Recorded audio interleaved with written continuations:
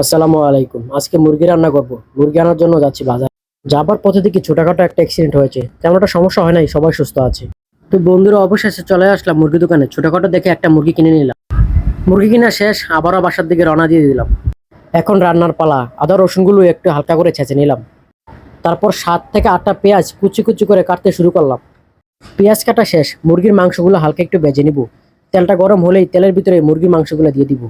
আমাদের তেল গরম হয়ে গেছে, এবার মাংসগুলো দিয়ে দিব।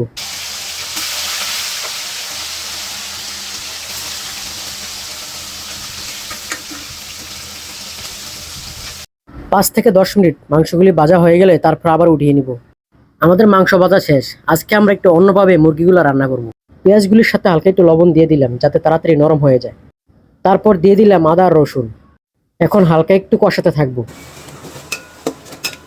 হালকা একটু কষানোর পর এখন বাকি মশলাগুলো দিয়ে দিব।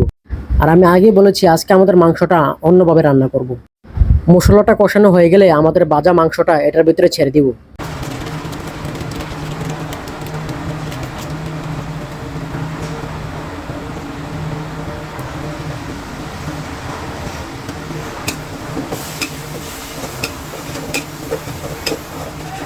আমাদের মশলাটা কষানো হয়ে গেছে, এখন ভাজা মাংসটা এটার ভিতরে ছেড়ে দিব। এখন মাংসটাকে মশলার সাথে ভালো করে মিক্স করে নিতে হবে। কিছুক্ষণ আমরা এভাবে নাড়তে থাকবো। তো বন্ধুরা আমাদের রান্না অবশেষে কমপ্লিট হয়ে গেছে। তো সবাই ভালো থাকবেন। আসসালামু আলাইকুম।